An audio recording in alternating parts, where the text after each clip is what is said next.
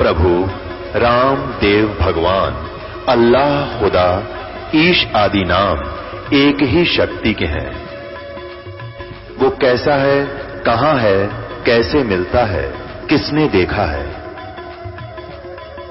ये प्रश्नवाचक चिन्ह पूर्ण रूप से हटाने के लिए अवश्य सुनिए जगत गुरु तत्वदर्शी संत रामपाल जी महाराज के अमृत वचन, सर्व पवित्र धर्मों के पवित्र शास्त्रों के आधार पर।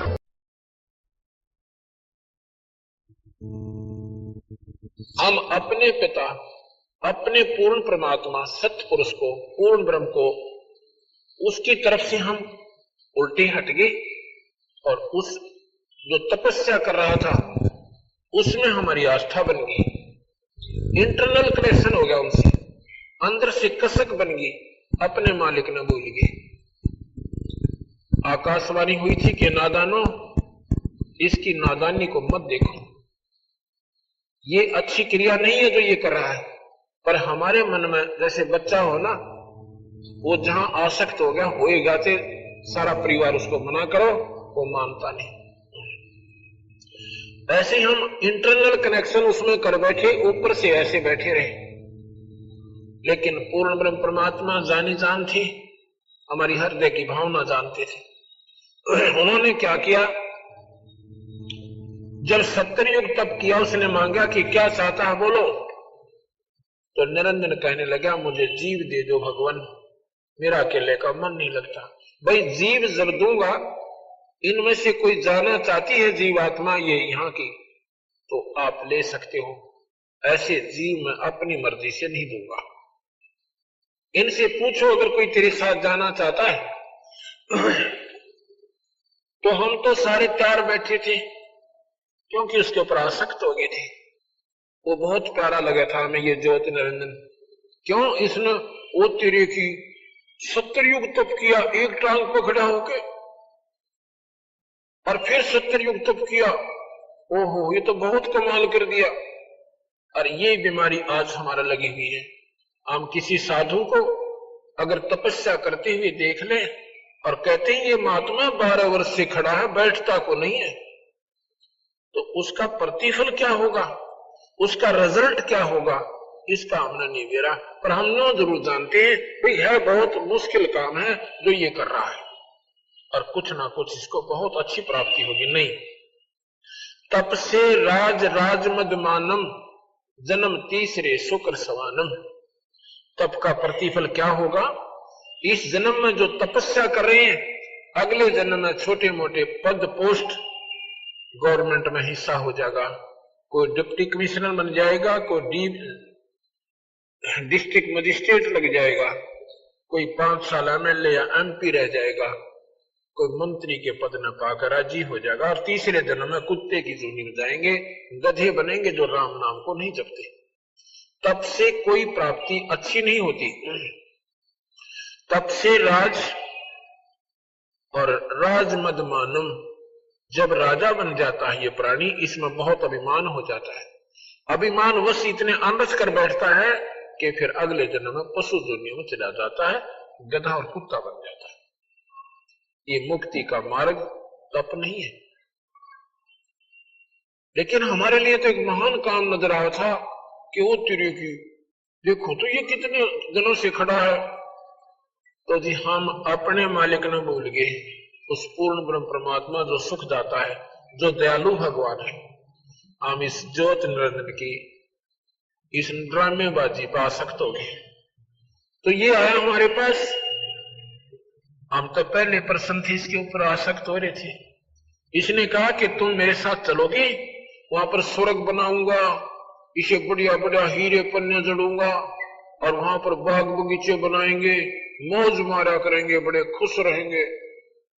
हमने तो कहने लगा जो जाना चाहता है हाथ खड़ा कर लो, सतपुरुष ने कहा, पूर्ण ब्रह्म ने। तो जी सबसे पहले जिस आत्मा ने हाथ किया था उसका ऑटोमेटिक नंबर भगवान के पास, पूर्ण ब्रह्म के पास पहुंच गया। और फिर हमने सभी ने ऐसे हाथ खड़े कर दिए, हाथ जोड़ दिए ऊपर ने कि मैं भी जाना चाहता हूं, मैं भी जाना चाहता हूं। असंख्यों प्राणियों ने इस काल निरंजन के साथ आने की स्वीकृति दे दी। जिस आत्मा ने पहले हाथ उठाया था उसको सतपुरुष ने अपने पास बुलाया कि ठीक है, तुम जाना चाहते हो जाओ, पर एक काम करो कि हम तुम्हारे को जो इसको देना है ऐसे नहीं देंगे। उसकी लड़की बना दिया, बहुत खूबसूरत लड़की बना।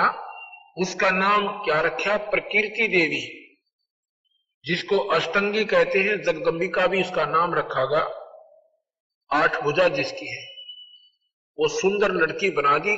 उस समय 2 भुजा थी, बाद में ये अपनी शक्ति प्रदर्शन के लिए 8 भुजा दिखा सकती है, नहीं 2 रूप में रहे, 2 भुजाओं के रूप में रहती है। उस लड़की को, प्रकृति को बनाया लड़की, और सभी जीवात्मा सूक्ष्म रूप में उसके अंदर प्रवेश कर दिया कि जितने जीव निरंजन चाहेगा एक बार आप जबान से बोल देना, उतने जीव बन जाएंगे। शब्द से सृष्टि रची जाएगी। और जाओ निरंजन के पास, क्योंकि तुम निरंजन के अपनी सहमति से जा रहे हो, पर एक ध्यान करना, हम सभी आत्माओं को भगवान ने, सतपुरुष ने ये कहा था कि तुम ये सतनाम मत भूलना और ये सारनाम याद रखना। यदि तुम्हें वहां कोई आपत्ति हो, इस सतनाम और सारनाम का एक बार सिमरण करना हृदय से कसक के साथ, फिर मैं तुम्हें वापस ले आऊंगा। तो हमने सोचा बहुत अच्छा हो गया कि सतनाम और सारनाम हम याद रख लेंगे। वो और नाम है, ये सतनाम और सारनाम ऐसे नहीं, वो नाम न्यारे हैं। ये तो उनका एक वैसे प्रतीक बताता हूं। तो जी वो लड़की जो है इस काल निरंजन के पास, इसका नाम बाद में काल पड़ा, पहले ज्योति निरंजन था। ज्योति निरंजन के पास, ब्रह्म के पास वो लड़की लाकर छोड़ दी और कहा कि निरंजन, जितने जीव तू कहेगा ये लड़की एक बार मुंह से बोलेगी, उतने जीव बन जाएंगे। ऐसा कहकर के उसको लड़की दे दी गई। अकेली लड़की को पाकर इस ज्योत निरंजन के मन में एक विशेष विकार उत्पन्न हो गया। वो कामातुर हो गया और अपने आव भाव को बदलकर बुरी नजर से उस लड़की को देखने लगा।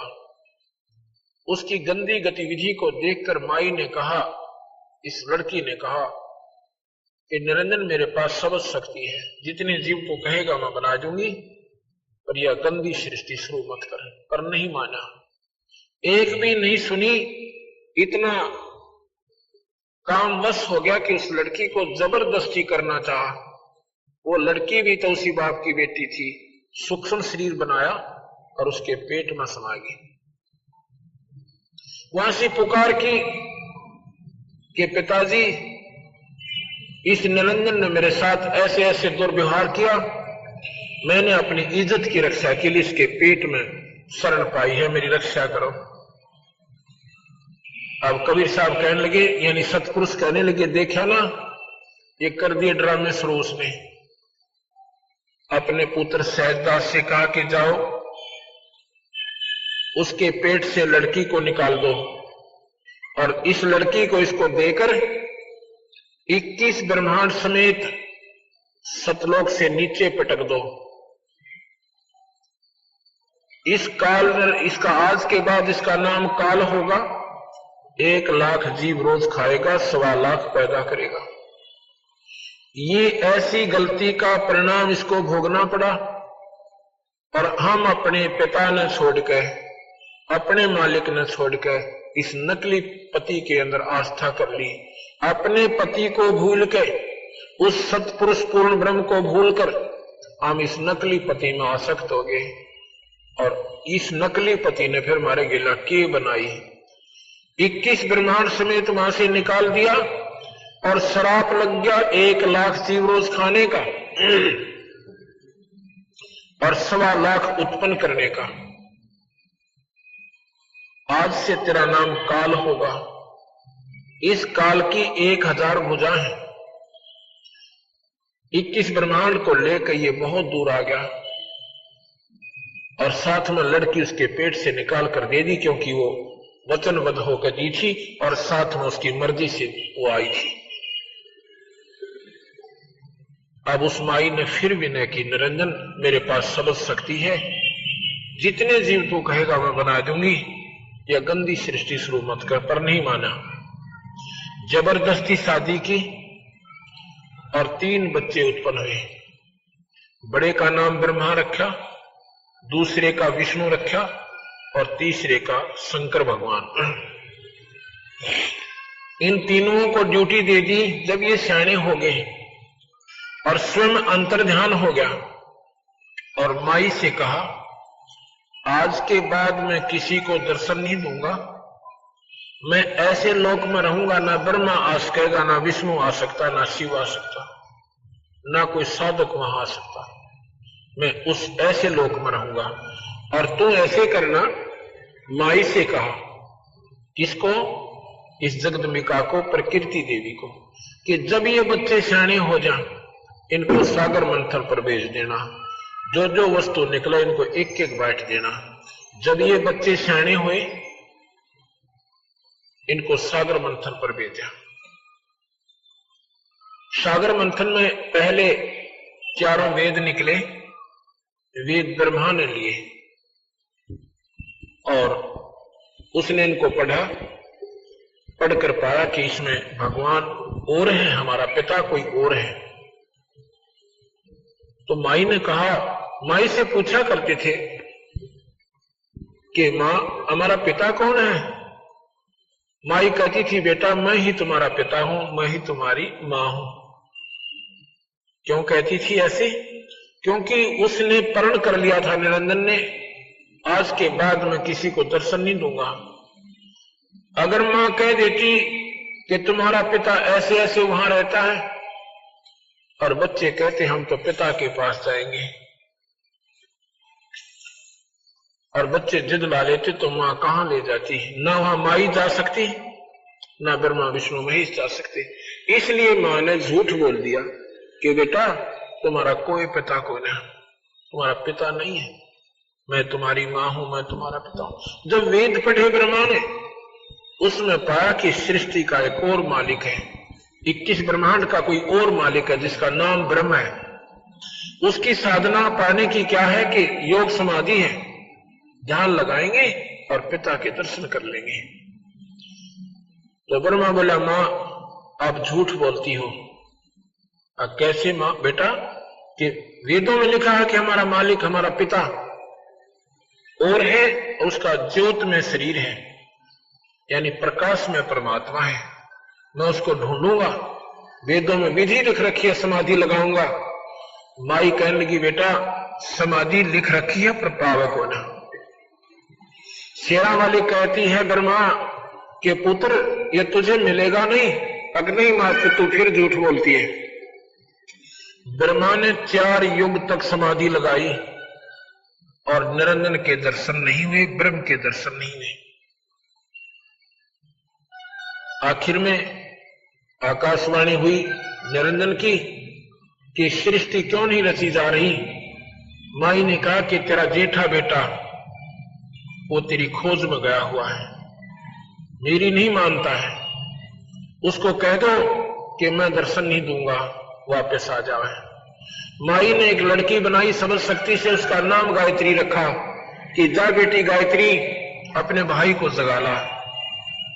उसने जाकर ब्रह्मा को जगाया कि ब्रह्मा आप वापस चलो और मां बुला रही है, और उसके जो है तेरे बिना सृष्टि रची नहीं जा रही है।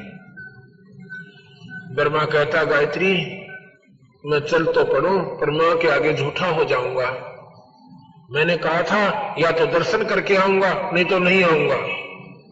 तो भाई फिर एक काम करे, तो मेरी झूठी गवाही दे देना। गायत्री से ये ब्रह्मा कहता है कि मेरी झूठी गवाही दे देना कि मैंने पिता के दर्शन हुए, तो मैं चलूं, नहीं तो मैंने शर्म आवे, मां के सामने नहीं जाऊंगा। गायत्री बोली, एक काम करते हैं, मैं एक लड़की और तैयार कर देती हूं सबद शक्ति से, उसने अपनी सर्व शक्ति से एक लड़की और तैयार की और कहा कि अब हम दोनों आपकी गवाह बन जाएंगे, अब चलो। यहां पर ऐसी प्रक्रिया लिखी है कि हम यहां बता भी नहीं सकते आपको, ऐसा उनका जो व्यवहार वहां पर था। तो क्या होता है, तीनों अपना सलाह मशवरा करके आ जाते हैं। माता पूछती है कि बेटा धर्मा अखामा, पिता के दर्शन हुए? अकोगे माता जी? भाई कोई प्रमाण बताओ कि ये दोनों गवाह हैं, इनसे पूछो। उनसे पूछा, क्यों भाई तुम्हें इसने दर्शन हुए पिता के? कहा जी हमारे सामने दर्शन देकर गए वो तो। अब माई ने सोचा बड़ी भाई कमाल की बात होगी, मुझे तो कहता मैं किसी को दर्शन नहीं दूंगा, पृथ्वी इधर से उधर हो सकती है, और इधर से इनको दर्शन दे दिए। तो वो माई अक्षुब्ध होकर, निरंजन से नाराज होकर अपने पति थे और एक तरफ बैठ जाती है, कहती संभाल तेरे डमडमे ने, मुझे कहता है दर्शन नहीं दूंगा, इनको तूने दर्शन दे दिए। आकाशवाणी आती है उस निरंजन की ब्रह्म की कि ये तीनों झूठ बोल रहे हैं, मैंने कोई दर्शन नहीं दिए इनता ही।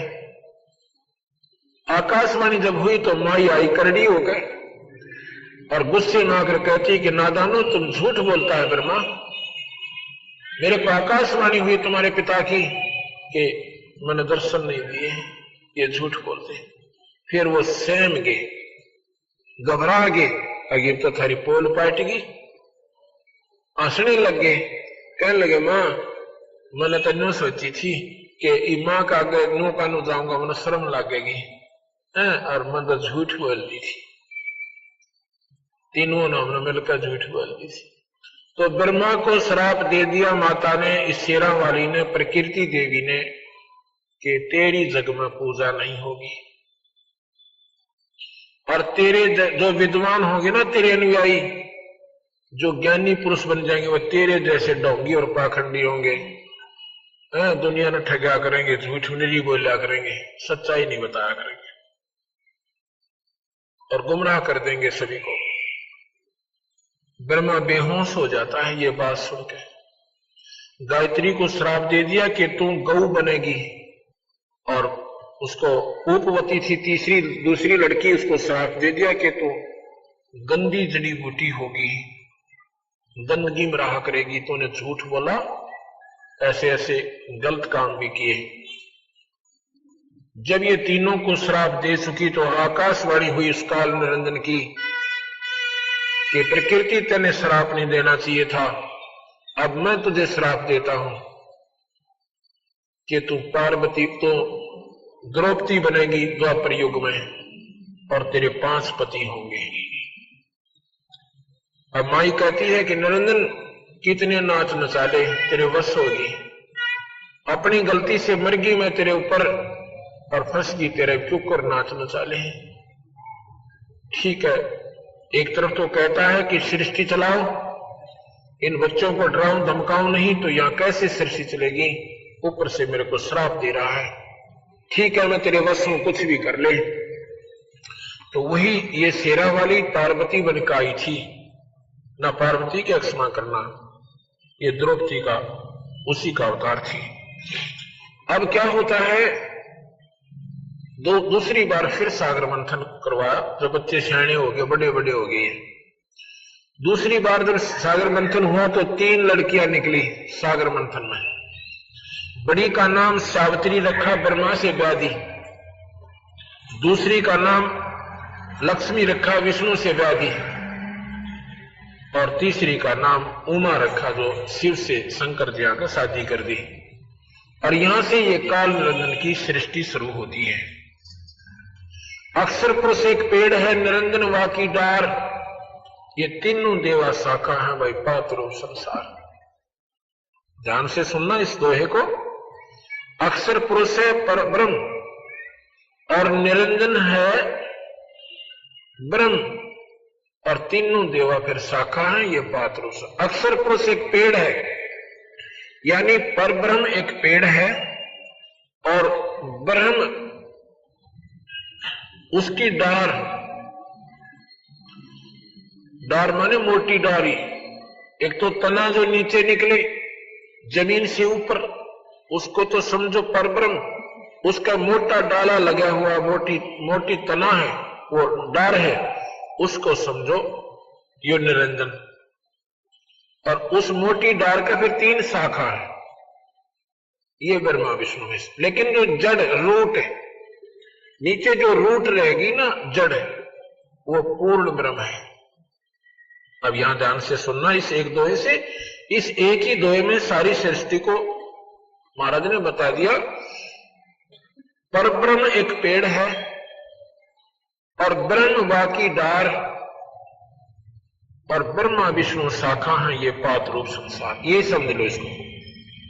और रूट कौन है? वो पूर्ण ब्रह्म है, जहां से सारी सृष्टि निकल कर आई है। अब यहां पर आपको मैं कबीर साहब की वाणी सुनाता हूं और इससे आपको ज्ञान होगा। ये जो कथा मैंने आपको बताई है, इसको कथा मत समझना, ये सच्चाई से परिपूर्ण समझना। धर्मदास जी को कबीर साहब बताते हैं, धर्मदास ये जग बोराना, कोई न जाने पद निर्वाणा, यही कारण मैं कथा पसारा, जग से कहिए एक राम नियारा। आप ये 5-6 दिन सत्संग अवश्य सुनना, इसमें आपको परमात्मा की परिभाषा आज तक आपने नहीं सुनी होगी, वो सुनाई जाएगी, और तभी आप परमात्मा की तरफ एक विशेष रुचि बनाओगे कि भगवान है क्या, परमात्मा कहते किसे है। यही कारण मैं कथा पसारा, जग से कहिए एक राम नियारा। राम क्या चीज है? उसे गॉड कहो, राम कहो, अल्लाह कहो, खुदा कहो, रब कहो, ये भाषा भिन्न शब्द है, शक्ति एक ही है। राम शब्द एक शक्ति बोधक शब्द है। जैसे साहब कहते हैं, जैसे ऐसा तो साहब है, और भाई जैसे मंत्री साहब, मुख्यमंत्री साहब, प्रधानमंत्री साहब, साहब शब्द एक शक्ति बोधक शब्द है, और जिसमें जितनी शक्ति है उतना ही वो साहब है। ये राम शब्द समझो, 3 लोक के राम हैं, ब्रह्मा विष्णु महेश, यानी 3 लोक के साहब हैं, ये 3 लोक के राम हैं, इससे ज्यादा शक्ति नहीं है। जैसे मंत्री जो है अपने विभाग में वो फुलफलेज होता है, लेकिन वो पूर्ण शक्ति युक्त नहीं है। डीएम, डिस्ट्रिक्ट मजिस्ट्रेट, जिसको डिप्टी कमिश्नर भी कहते हैं, वो भी शक्ति युक्त है, वो भी साहब है, पर अपने डिस्ट्रिक्ट लेवल तक ही साहब है। इसीलिए राम शब्द है। 3 लोक के राम है ब्रह्मा विष्णु महेश, 21 ब्रह्मांड का राम है काल निरंजन, ये यहां का मालिक है 21 ब्रह्मांड का, और 7 शंख ब्रह्मांड का मालिक है परब्रह्म। वो परब्रह्म जो राम है वो 7 शंख ब्रह्मांड का, अनंत करोड़ ब्रह्मांड का, अनंत करोड़ ब्रह्मांड का ओवरऑल कंट्रोलर जो राम है वो पूर्ण ब्रह्म है। उसको सतपुरुष राम कहते हैं, उसको सत साहेब कहते हैं। जैसे प्रधानमंत्री ओवरऑल कंट्रोलर, ओवरऑल साहेब है, सबके ऊपर साहेब है। मंत्री अपने राज्य में साहेब है, मुख्यमंत्री अपने राज्य में साहेब है, चीफ मिनिस्टर जो होते हैं। इसी प्रकार ये 3 लोक के राम हैं ब्रह्मा विष्णु महेश, केवल 3 लोक्स ओनली, ओनली 3 लोक्स। उसमें कौन कौन सी हैं? ये मृत्यु लोक, स्वर्ग लोक और पाताल लोक, और लोक और भी बहुत हैं। उनका मालिक कौन है? वो परब्रह्म यानी ये ब्रह्म है। और इन सब के ऊपर 21 ब्रह्मांड और सब 7 संग ब्रह्मांड के ऊपर जो परमात्मा है वो राम है, वो कबीर, वो पूर्ण परमात्मा है। और उस पूर्ण परमात्मा के अवतार कबीर भगवान आए हैं। जैसे विष्णु जी के अवतार राम और कृष्ण आए हैं, ऐसे ही पूर्ण परमात्मा सतपुरुष के अवतार कबीर साहब और गरीबदास जी आए हैं। यही कारण मैं कथा पसारा, जग से कहिए एक राम नियारा। यही ज्ञान जग जीव सुनावो, सब जीवों का भरम नसावो। धर्मदास ये कथा सबको सुनाना, इसमें मत समझना कि कबीर साहब ने मन ग्रंथ बना रखी होगी। यह देवी भागवत सुनाऊंगा आपने, एक तीसरा सेकंड ओनली, और साथ में आपको ये गीता जी सुनाऊंगा। या गीता जी भी बताओगी आपको कि यह सृष्टि ऐसी ही रची थी। ये ब्रह्मा, ये निरंजन कौन है? ये ब्रह्मा विष्णु महेश का पिता है। और फिर इस गीता जी में लिखा कि उस भगवान का ध्यान धर अर्जुन। कृष्ण जी कहते हैं उस भगवान का ध्यान धर भाई, जिससे फिर तेरा जन्म मरण कोई न हो। वो भगवान कौन है? वो गीता जी में बताऊंगा। वो सतपुरुष पूर्ण परमात्मा की तरफ ये काल निरंजन इशारा करता है। गीता भगवान कृष्ण ने नहीं बोला था। ये बातें जो मैं कह रहा हूं एक बार आपके हृदय में स्ट्राइक करेंगी कि अच्छा सर परमात्मा आयु पहली बार सुना। कृष्ण जी ने गीता ना बोली, कृष्ण जी ने गीता नहीं कहा। कृष्ण जी के शरीर में ये गुप्त शक्ति काल निरंजन प्रवेश किया। 1000 भुजा का भगवान, 21 ब्रह्मांड का मालिक, और भगवान कृष्ण के इस शरीर में प्रवेश करके बॉडी में उसने अपनी ब्रह्म का श्रेष्ठ ज्ञान गीता जी के रूप में हमें दे दिया। गीता जी 1 नंबर शास्त्र है इस ब्रह्मांड का, इससे उत्तम शास्त्र नहीं है भक्ति के मार्ग का। बाकी ज्ञान जानकारी पुराणों में भी ठीक है, वो केवल नॉलेज है, वो ज्ञान है। इसमें वो ज्ञान है जो भक्ति की तरफ प्रेरणा करता है। किस भक्ति की? ब्रह्म तक की। इसमें ओम मंत्र है, ओम मंत्र ब्रह्म की उपासना है। हमने परब्रह्म भी छोड़ना है और वापस पूर्ण ब्रह्म के पास जाना जहां पहले रहती थी। ब्रह्म की साधना से आपको स्वर्ग नरक 84 लाख दुनिया, स्वर्ग नरक 84 लाख दुनिया ये आपकी नहीं मिट सकती। लेकिन पूर्ण ब्रह्म की साधना से आपका जन्म मरण नहीं होगा। इस स्वर्ग से भी उत्तम स्थान आपको मिलेगा। यही कारण, यही ज्ञान जग जीव सुनावो, सब जीवों का भरम नसावो। यही बातें, ये कथा सबको बताना और सबका भ्रम मिटाना। अब मैं तुमसे कहूं चिताई, तेरे देवन की उत्पत्ति भाई। अब मैं धर्मदास तुझे बताता हूं, ध्यान से सुनना। क्या? इन तीनों देवताओं की उत्पत्ति कैसे ये पैदा हुई। कुछ संक्षेप कहूं गौराई, सब संशय तुमरे मिट जाई। भरम गए जग वेद पुराना, आज राम का मर्म न जाना। ये भोली भारी आत्मा वेदों और पुराणों में उलझ गई। उस आदि राम का, उस परमात्मा का किसी ने भेद नहीं जाना। सतपुरुष का भेद किसी ने बेरा नहीं पाटा, ज्ञान नहीं हुआ। राम राम सब ज्ञानी सुने सो हृदय लाई, मूर्ख सुने तो गम नहीं आई। जो विचारवान पुरुष होंगे, जो बहन भाई, जब हमारा सत्संग सुनो एकदम निरपेक्ष हो जाना, इष्टवादी मत बनना। इष्टवादी बनकर सुनोगे तो ये बात आपको खटकती रहेंगी और ज्यादा खटक जाएंगी। आप एकदम बिल्कुल साफ कोरे कागज बन जाना थोड़ी देर के लिए, और फिर ये ध्यान से सुनो। क्या कहते हैं? ज्ञानी सुने तो हृदय लगाई, मूर्ख सुने तो गम नहीं पाई। जो विचारवान बहन भाई होंगे इनको पुनर्विचार करेंगे और गहराई से सोचेंगे। ये शास्त्र हमारे पास रखे, इनको फिर पढ़ोगे। ये शास्त्र किसी जाति मजहब के नहीं है, नहीं, ये उसमें लिखे गए थे जब कोई जाति थी। ये मजहब नहीं थे, जातियां वर्णाधार पर थी, कर्म आधार पर थी। अब तो हमने परंपरा बना दी। जो चाम का काम नहीं करते उनको भी चमार कह रहे हैं। अब चरमकार कौन होते हैं? जो चाम का काम करे, वो किसी जाति के भी। तो उस जब ये लिखे गए थे ना कोई हिंदू था, ना मुसलमान था, और ना ही कोई सिख या ईसाई था। ये मानव मात्र के यानी बहुत पुरातन शास्त्र हैं आत्म कल्याण के लिए। जब हम इन शास्त्रों को देखते कहते थे हिंदुओं के हैं, हिंदू भी ना थे उस समय, महाभारत में आपने सुना हिंदू कहीं? महाभारत में हिंदू नाम भी नहीं था, ना मुसलमान था, ना कोई और था। उस समय के ये शास्त्र लिखे हुए, ये निरपेक्ष शास्त्र है, ये बिल्कुल बिल्कुल सही शास्त्र है। इनका लेखक एक है, वेद व्यास जी।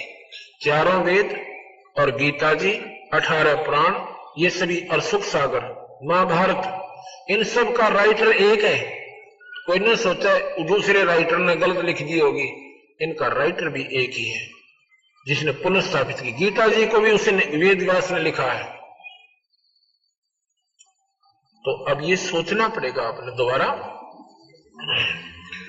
ज्ञानी सुने सो हृदय लगाई, मूर्ख सुने सो गम नहीं पाई। जो नादान आत्मा होंगी उठकर चली जाएंगी, ऐसा महात्मा है। कहता है कृष्ण जियों से भी ऊपर कोई शक्ति है? कृष्ण जी तो बहुत निम्न सत्र के भगवान है, सबसे छोटी इकाई के ईश्वर है। आप ध्यान से सुनना, और गीता जी आपको प्रमाण देगी इस बात का। मां अष्टंगी पिता निरंजन, ये जम दारुण बंसन अंजन। पहले कीन निरंजन राई, पीछे से माया उपजाई। उस पूर्ण परमात्मा ने पहले निरंजन की उत्पत्ति की, ब्रह्म की, और पश्चात यह माया बनाई, यानी असेरा वाली ये प्रकृति बनाई। माया रूप देख अति शोभा, देव निरंजन तन मन लोभा। इस माई का सुंदर रूप देख के इस काल निरंजन के मन में नीचता आ गई, इसका तन मन उसकी तरफ आकर्षित हो गया। मां अष्टंगी पिता निरंजन, ये जब दारुण वंशन अंजन। पहले कीन निरंजन राई, पीछे से माया उपजाई। माया रूप देख अति शोभा, देव निरंजन तन मन लोभा। कामदेव धर्मराय सताए, देवी को तुरंत धर खाए। पेट से देवी करे पुकारी, हे साहेब मुझे ले वो उभारी। धर्मराय की ने भोग बिलासा, माया को रही तब आशा। 3 पुत्र अष्टंगी जाए, ब्रह्मा विष्णु शिव नाम धराए। 3 पुत्र अष्टंगी, अष्टांगी ये शेरा वाली ने पैदा किए। 3 पुत्र अष्टंगी जाए मंत्र से है, वो किलियम जाप है। पार्वती को भगवान शिव ने यही नाम दिए थे, जो 5 नाम मैं अभी आपको बताता हूँ, और इनसे नाम से मुक्ति होगी। बाकी अन्य भगवान गणेश की मूर्ति बनाकर कितनी पूजा कर लो, वो कभी प्रसन्न नहीं होगा। भगवान गणेश जी के जो कमल है, वो कमल में वो खजाना गड़ा हुआ है, और ये किलियम उसकी चाबी है। वो किलियम, इस चाबी से वो चैनल ऑन हो जाएगा, और फिर भगवान गणेश के लोक में रिद्धि और सिद्धियों के भंडार भरे हुए हैं। फिर वो सुरती उनको देखेगी, वो चार्ज हो जाएगी आत्मा, और फिर भगवान गणेश के गुण उसमें आ जाएंगे, वो अपना लाभ उठाया करेगी। भगवान गणेश उन पर प्रसन्न होंगे, तब उनके काम सुनेंगे। या भगवान गणेश की कितनी बढ़िया मूर्ति बना लो और कितनी उसकी पूजा कर लो, परमात्मा वो गणेश खुश नहीं होंगे, वो प्रसन्न होंगे जब उनसे आपका संपर्क हो जाएगा, आप उस खजाने की चाबी मिल जाएगी, तब आपको लाभ होगा।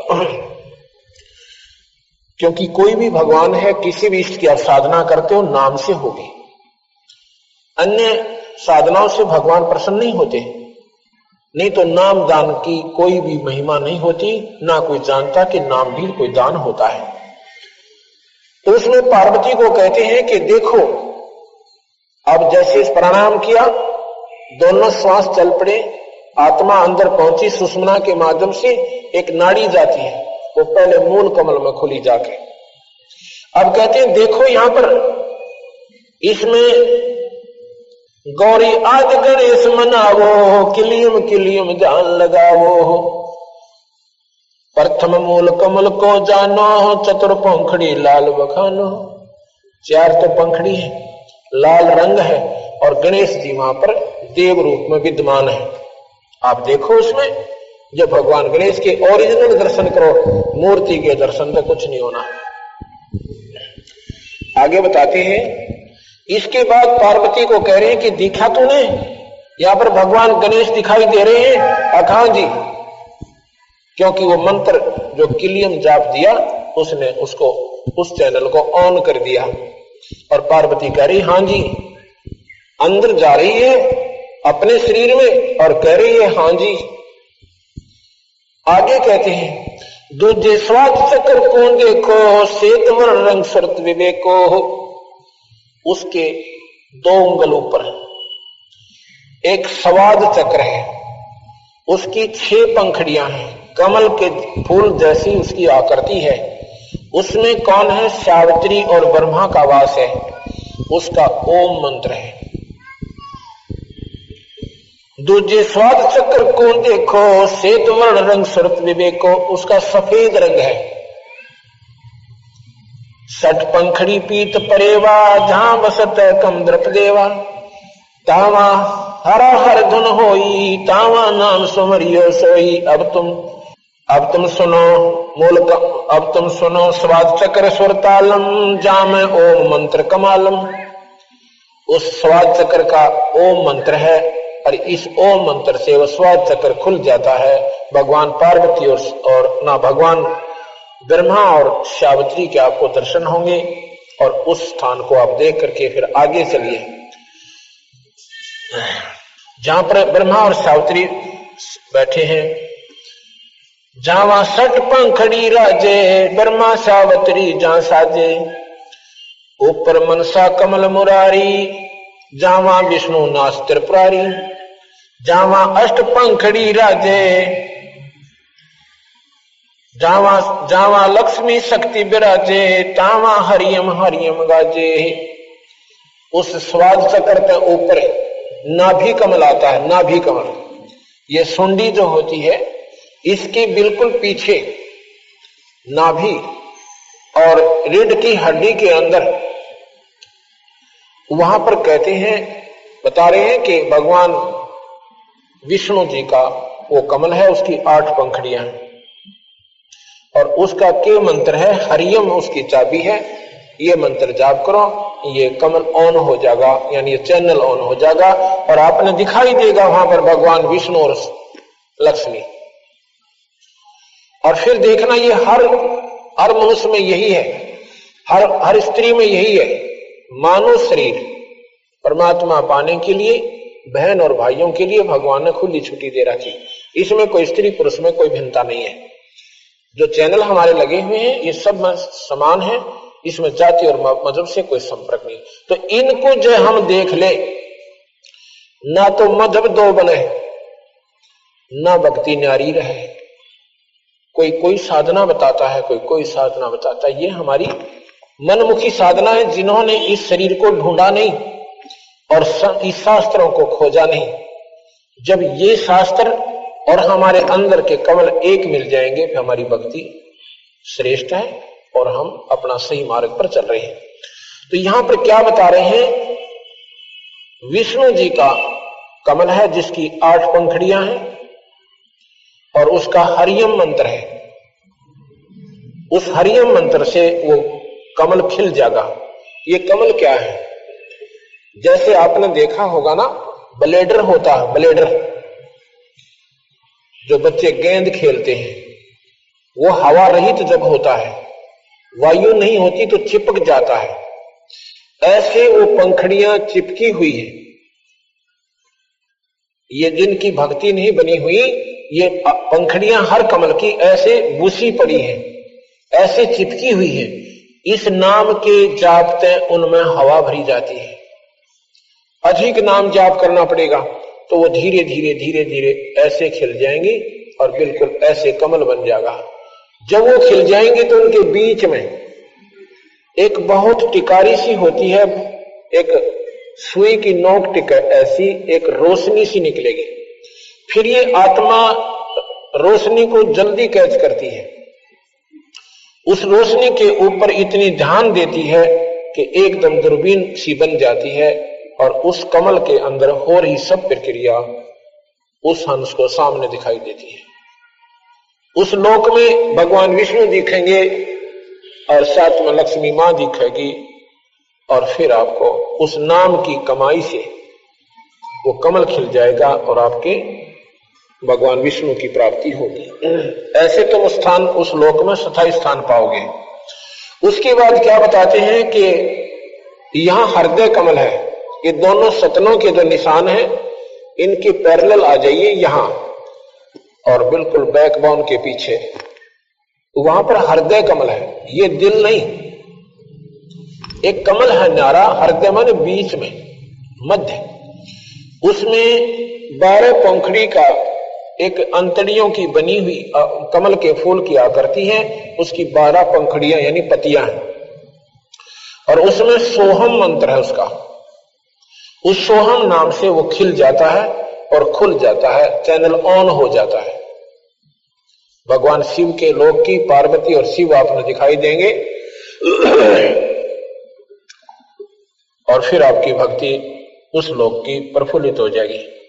ऊपर अब सुनो, हृदय कमल कमालम झामा द्वादश दल का ख्यालम। अब तुम हृदय कमल कमालम, उस हृदय कमल को के कमाल दिखाता हूं, उसके अंदर हो रहे खेल दिखाता हूं। उसमें 12 दल का ख्यालम, 12 माने 12 कमलों का एक फूल है। जावा शिव शक्ति बिराजे सोहम नाद अनंत धुन गाजे। उसमें भगवान शिव और पार्वती, शक्ति माने माई, उसमें भगवान शिव और पार्वती यानी शक्ति रहते हैं। उनका सोहम जाप है, इस जाप से वो कमल खिल जाएगा और आपको भगवान शिव के लाभ प्राप्त होने शुरू हो जाएंगे। ऊपर सोटस कमल समूला झावा नाम श्री रंग तुल्ला।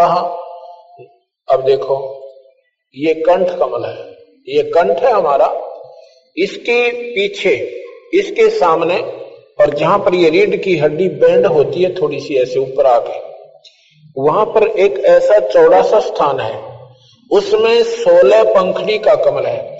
उसमें ये सेना वाली माया, आदि माया, अष्टंगी, आदि भवानी, ये इसका कमल है। इसका सीरियम जाप है, सीरियम, और सीरियम जाप से ये कमल, ये चैनल खुल जाता है और उस माई का जो भी वहां पर आपको दिखाई देगा वो स्वयं देखने से ही बनेगा। 2 दल कमल परेखा ध्यानो, 2 दल कमल परेखो ध्याना, ब्रह्मरंध्र की घाटी जाना, बंकापुर बंकी है नगरी, घाट बाट कुछ पंथ न डगरी। अब क्या बताते हैं, इसके ऊपर चलो आगे, त्रिकुटी आएगी, उसमें दो पंखड़ियों का कमल है, एक पंखड़ी सफेद है, एक काली है। यहां से ऊपर एक और नाम चलता है, उसको सत्य नाम कहते हैं। वो फिर आपको त्रिकुटी से ऊपर आगे लेके जाएगा। उसके बाद क्या है, यहां पर एक 1000 पंखड़ी का कमल है। ये जो शिखा है ना, शिखा चोटी जिसे कहते हैं, इसके नीचे 1000 पंखड़ियों का एक कमल बना हुआ है। उसमें निरंजन भगवान रहते हैं, ज्योति निरंजन, जिसको निरंकार ईश्वर कहते हैं, जिसको प्रकाश में परमात्मा कहते हैं, जिसे ब्रह्म कहते हैं। और उनका जो, उनको प्राप्ति क्या है, उसकी विधि न्यारी है। यहां तक तो ये कमल इन मंत्रों से खुल जाएंगे। उसके बाद एक श्वास का सिमरण होता है, उस श्वास के सिमरण से हम उस निरंजन के लोक में पहुंचेंगे। ये यहां के पंतांजलि योग दर्शन, वशिष्ठ योग, इसमें केवल सहस्रार कमल तक के मार्ग तक का ही मार्गदर्शन है। अब हमारा यहां से मार्ग और ऊपर को शुरू होता है, क्योंकि ये ब्रह्म तक की प्राप्ति का साधन है। हमने ब्रह्म को छोड़ पार ब्रह्म, और पार ब्रह्म को छोड़ हमने पूर्ण ब्रह्म को प्राप्त करना है। आपने 3 नाम सुने होंगे, ब्रह्म सुना होगा, आपने परब्रह्म भी सुना होगा, आपने पूर्ण ब्रह्म भी सुना होगा। अब यहां से हमारा जो कबीर भगवान का, कबीर साहब का जो मत है, अब यहां से आगे शुरू होता है। पार्वती ने सहस्रार कमल तक की उपलब्धि की, इन 5 नामों का जाप किया, उनको चौथी मुक्ति प्राप्त हुई। जब तक भगवान शिव रहेंगे पार्वती उनके साथ रहेगी, अब मरेगी नहीं। लेकिन एक समय आएगा कि भगवान शिव भी मरेंगे और पार्वती भी मरेगी। वो कब आएगा? जब कल्प का अंत होगा। गीता जी में लिखा है कि अर्जुन, जब ये कल्प अंत होगा, ना ब्रह्मा रहे, ना विष्णु रहे, ना शिव रहे, और ना इनके ये लोक रहे, ना स्वर्ग रहे, केवल उस टाइम एक ब्रह्मलोक रहेगा। ब्रह्मलोक क्या है? ये आपको थोड़ी कथा सुनाता हूं, क्योंकि हमारी जो कबीर साहब की जो प्रक्रिया, कबीर साहब के बारे में जानकारी हम क्या बताना आपको चाहते हैं, वो इस कथा के बाद शुरू होगी। जब तक हमारे आपने ये कथा याद नहीं होगी जो मैं अब सुनाने जा रहा हूं, तब तक आप ABCD कबीर साहब के बारे में नहीं जान सकते। इस कथा को मैं रोजाना सुनाऊंगा 5-6 दिन, क्योंकि ये इस कथा के बिना हमारे सारे शास्त्र अधूरे हैं, इनकम्प्लीट हैं। आपने विष्णु पुराण पढ़ा हो, उसमें लिखा है कि विष्णु सर्वशक्तिमान है और विष्णु जी से ही ब्रह्मा और शिव की उत्पत्ति हुई है। अगर नहीं पढ़ा हो तो ये मेरे पास रखा है, इसको पढ़ सकते हो। अच्छा, फिर शिव पुराण में क्या लिखा है कि भगवान शिव से, ये शिव महापुराण है, भगवान शिव से ब्रह्मा और विष्णु की उत्पत्ति हुई। आप देखना मैं क्या कहना चाहूं। आपने सत्संग बहुत सुने होंगे, क्योंकि जो पुण्यात्मा है वो परमात्मा की तलाश में है और ढूंढते भी रहना चाहिए, घूमते भी रहना चाहिए। ज्ञान सब संतों के सुनने चाहिए, लेकिन जब आपका समय आएगा अपने आप आपको ज्ञान हो जाएगा कि हम कहां खड़े थे। ये देवी भागवत महापुराण ये पढ़िए, इसमें क्या लिखा है कि ये ब्रह्मा विष्णु महेश की माता है। शेरा वाली ये जो माता आप देख रहे हो शेर पे, ये ब्रह्मा विष्णु महेश की माता है। तीसरे सकंद में पढ़ियो इसको। और इनके पिता कौन है? ज्योत निरंजन सनातन भगवान, और यह इनकी मां से तीनवा की, ब्रह्मा विष्णु महेश की ये माता है। और इनके पिता कौन है? ज्योत स्वरूपी निरंजन ब्रह्म सनातन भगवान।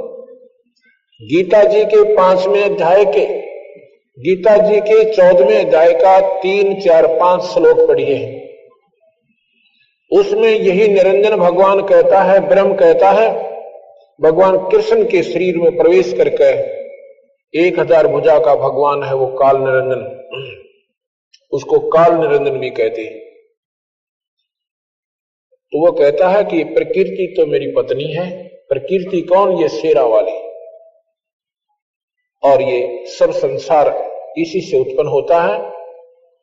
आगे कहते हैं कि ब्रह्मा विष्णु महेश ये प्रकृति से उत्पन्न हुए, इस शेरा वाली से उत्पन्न हुए। 14वें अध्याय का 3, 4 और 5वां श्लोक आप पढ़ सकते हैं। अब मैं क्या बताना चाहूं तो इन सारे शास्त्रों को सुचारू करेंगे कबीर साहब के ज्ञान से। आपने ब्रह्म सुना, परब्रह्म सुना और पूर्ण ब्रह्म सुना, लेकिन इसका भेद नहीं पाया। हम किसी विद्वान पुरुष से पूछते थे कि ब्रह्म और परब्रह्म में क्या अंतर है, वो कहते थे वही ब्रह्म है वही परब्रह्म है। ऐसा नहीं है। दादा और परदादा, एक तो फादर, एक ग्रैंड फादर, और एक ग्रैंड फादर का भी फादर, उसको परदादा कहते हैं। एक तो दादा ग्रैंड फादर और ग्रैंड फादर का भी पिताजी, उसको परदादा कहते हैं हम। परदादा यानी दादा से भी बड़ा।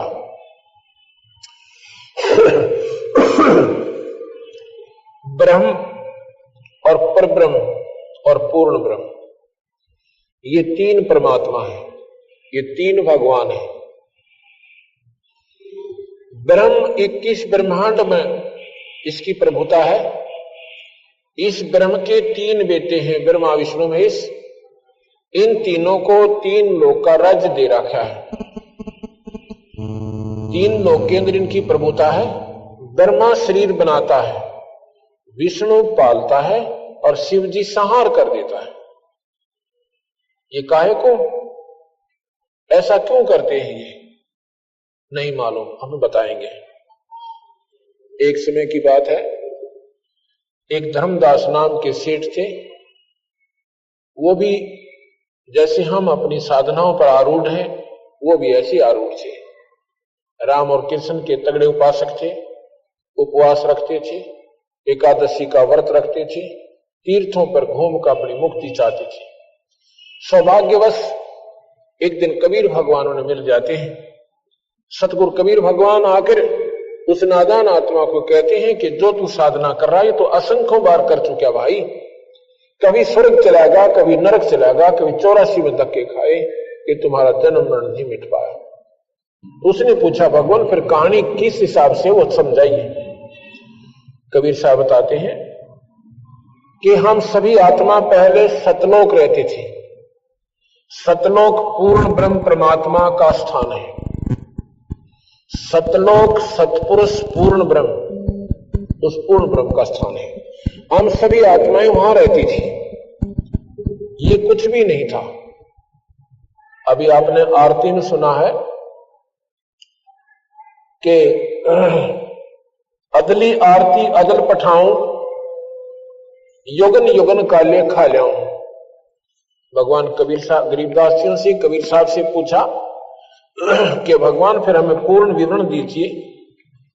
तो उसमें क्या बताते हैं कि अदली आरती अदल पठाऊं और युगन युगन काले खा लाऊं। जा दिन ना थे पिंड नहीं प्राणा, नहीं पानी पौन जमी असमाना।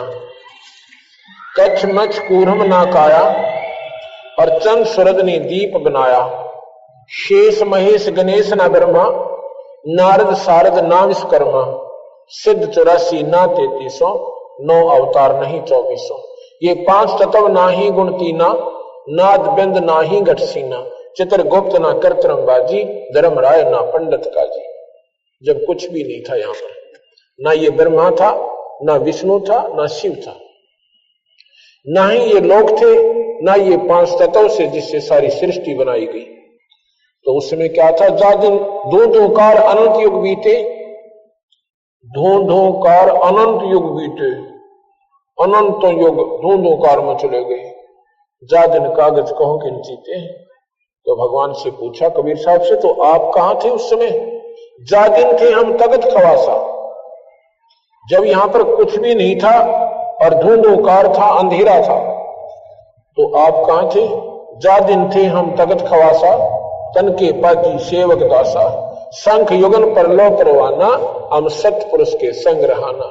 दास गरीब कबीर का चेहरा और सतलोक मारा अमरापुर डेरा। हम सतलोक में रहते थे। हम सभी आत्मा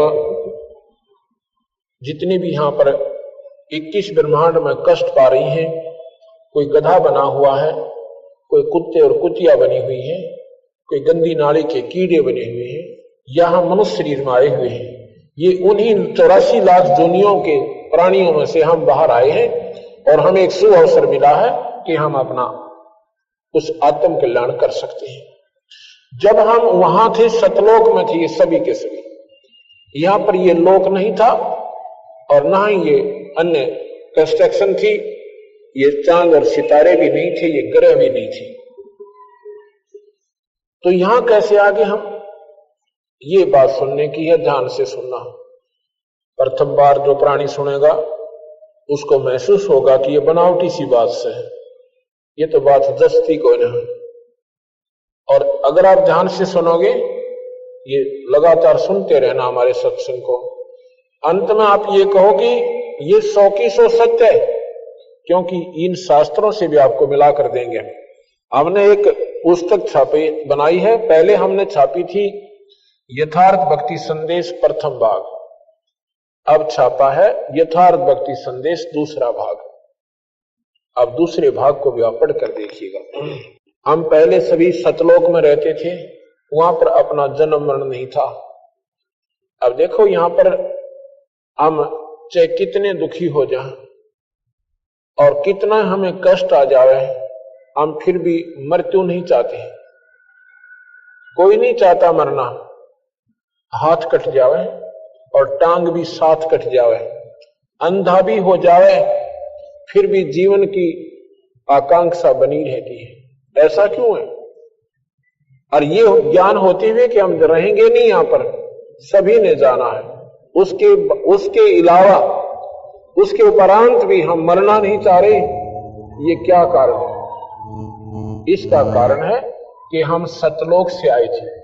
सतलोक में हम मरते नहीं थे, वहां पर मृत्यु नहीं है प्राणी की। यहां पर मृत्यु निश्चित है, इसलिए इसको मृत मंडल कहते हैं, इसको मृत्यु लोक कहते हैं, इस पृथ्वी लोक को। अब मुझे हमें वो बातें याद से कि हम मरते नहीं थे, अब मर क्यों रहे हैं, हमें ये अनहोनी सी लगती है। इसलिए हम मरना नहीं चाहते और अपनी अंतिम सांस तक चाहे पैसे से और चाहे जदाद बेचकर अपने प्राणों की रक्षा करना चाहते हैं, अगर हो जाता है। ऐसा क्यों करते हैं कि हम वो हमारे कसक बकाया है कि हम मरते नहीं थे और कहां मर रहे, कहां फंस गए, अब मर क्यों रहे। हम सतलोक में रहते थे। वहां पर सतलोक क्या है? एक ऐसा तेजों में शरीर हमें मिलता है, वहां पर अपना परिवार बनेगा। हम परिवार में रहते थे वहां पर, यहां पर भी परिवार बन गया। पहले हम अकेले थे, फिर शादी हुई, 2 बन गए, फिर बच्चे हुए, हम अनेक हो गए। अब इन बच्चों में और पोते और पोतियों में, देवते देवतियों में हमारा कितना प्यार और कितना उनमें लगाव बन गया। और ना मेरा 1 मिनट के बाद यहाँ के बिजली पड़ जाए। आपने सुना होगा इसमें गुजरात के अंदर हम विचार नहीं करते हैं, हम इतनी गहराई तक जा नहीं पाते जितना हमने जाना चाहिए था। अब जाओगे जब ये कथा सुन लोगे, 1 सेकंड पहले वो भाई बहन अपने की तरह अपने बच्चों में आनंद मंगल से रहते थे, आनंद मंगल से रह रही थी, ना जाने कहां कहां की उम्मीदें लगा रखी थी, और एक पल के बाद ना वो कोठी रही, ना वो कार रही, ना वो बच्चे रहे, ना वो बहन भाई रहे, और ना ये शरीर रहा। ये क्या सिस्टम है? ये क्या कहानी है? इसको क्यों नहीं कभी हमने सोचा? क्योंकि हमने ज्ञान नहीं था। हमने ये सोच लिया कि प्रकृति के नियम है, कभी तूफान में मर गए, कभी समुद्री तूफान साइक्लोन आ गया उसमें मर गए, ये तो मरना जीना बना हुआ। क्यों बना हुआ है ये ऐसा? ये क्या काहे का जीवन हमारा, जब 1 सेकंड का भरोसा नहीं हमारे साथ क्या बन जाए और क्या कहानी में बीत जाए। इसके लिए कबीर भगवान का ज्ञान हमें सुनना पड़ेगा। क्या होता है कि हम पहले सभी सतलोक रहते थे, सभी जीवात्मा सतलोक में रहती थी, आनंद से रहते थे, हमारे बच्चे थे। या तो टेम्परेरी परिवार से हमारा ये नकली परिवार है, हम सदा इसमें नहीं रह सकते। वहां हमारा स्थायी परिवार है। जैसे यहां संस्कारवश परिवार बन गया, ऐसे संस्कारवश अपना सतलोक में परिवार बन जाएगा। जो कबीर साहब की भक्ति हम जो मंत्र देते हैं उसके आधार पर करते हुए वहां पहुंच जाओगे अपने आप ऑटोमेटिक, और वहां जाकर आपका फिर मरण कभी नहीं होगा। और वहां पर तेज पुंज के सब भोजन होते हैं, अमृत आहार है वहां पे। जैसे यहां पर 5 तत्व से फल बने, इससे आम भी 5 तत्व से बने और केले भी 5 तत्व से बने। इनका न्यारी न्यारी वैरायटी बन गई, स्वाद न्यारे न्यारे बन गए। ऐसे ही वहां पर तेज पुंज के बहुत सुंदर आहार है। वहां जो आनंद है, यहां तो पासंग भी को ना, यहां तो कुछ भी नहीं है। तो यहां कैसे आए? सतलोक में सतपुरुष परमात्मा है, उसे पूर्ण ब्रह्म कहते हैं। सतपुरुष ने सतलोक की सृष्टि बनाई, वहां की न्यारे न्यारे लोक और द्वीप बना दिए। वहां पर बहुत सुंदर न्यारे न्यारे द्वीप बने। ये नकल है सारी, 21 ब्रह्मांड जो है सतलोक में बनी हुई वस्तुओं की नकल है, पर ये 5 तत्वों से बनाई गई। एक तो सोने से बने और एक बने मिट्टी से, इतना अंतर समझ लीजिए। ये 5 तत्व मिट्टी है और सतलोक सोना है। सभी हम सतलोक में रहते थे। वहां पर इस पार ब्रह्म को, पार अचिंत नाम के एक पुत्र को, जो सतपुरुष का पुत्र है, उसको कहा गया कि आप यहां के ये कंस्ट्रक्शन करो सतलोक की। उस अचिंत ने अपनी समझ शक्ति से इस पार ब्रह्म की उत्पत्ति की, जिसे अक्षर पुरुष कहते हैं। उसने अपना सहयोगी बना दिया कि अब तू इसकी कंस्ट्रक्शन कर यहां की सतलोक की। पारब्रह्म जो है वहां पर अमृत सरोवर है। अमृत सरोवर में जाकर और आनंद से लेट जाता है, निंद्रा आ जाती है। और काफी वर्षों तक सृष्टि वहां लोक नहीं रचे जा रहे हैं सतलोक के। तो पता चला, सतपुरुष ने कहा कि वो अचिंत खड़ा हो, आवाज नहीं सुनी। उसमें एक अमृत तत्व से एक अंडा बनाया, उस अंडे को उस अमृत सरोवर में डाल दिया। बहुत बड़ा अंडा, एग। और जब वो अमृत में उस सरोवर में जा रहा है, गड़गड़ गड़गड़ करता हुआ, तो पार ब्रह्म की आंखें खुल जाती हैं, निंद्रा भंग हो जाती है। जब निंद्रा भंग होती है, इंसान एक कोपित नजर से देखता है। जो कच्ची नींद उठ जाते हैं, कच्ची निद्रा भंग होती है, तो कुछ क्रोध सा होता है।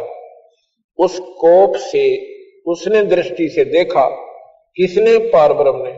तो उस अंडे को देखा तो वो फूट जाता है, अंडा 2 भाग हो जाता है। उसमें से इस ब्रह्म की उत्पत्ति हुई। अब ध्यान से सुनना, उस अंडे से इस निरंजन की उत्पत्ति हुई, ज्योति निरंजन की। ज्योति निरंजन कहो, इसे ब्रह्म कहो। तो जब ये अंडा फट गया, उसमें वो निकला, आकाशवाणी हुई सतपुरुष की। उन्होंने कहा कि तुम दोनों बाहर आओ। परब्रह्म से कहा कि तेरी ड्यूटी लगाई थी कि तूने यहां सृष्टि रचनी थी, यहाँ की कंस्ट्रक्शन करनी थी, और तू निंद्रा में था, इसलिए हमने तेरे को जगाने के लिए ये अंडा छोड़ा था। अब तेरी दृष्टि से ये फूट जाने से इसमें से ज्योति निरंजन निकला। अब उन तीनों को, अचिंत, पारब्रह्म और ब्रह्म, ब्रह्म कहो, ज्योति निरंजन कहो, इसे काल भगवान कहो, और परब्रह्म, ये तीनों एक लोक में रहने लगे। कुछ दिनों के बाद इस ज्योति निरंजन के मन में आता है कि ये स्थान हमारे लिए बहुत कम है। बाकी 16 भाई हैं, वो तो न्यारे नारी रह रहे हैं, और हम एक लोक में रह रहे हैं। तो इसके मन में के खरपतवार हो गया कि मैं अपना न्यारा राज रचूं, और राज पाने के लिए तप करना होता है।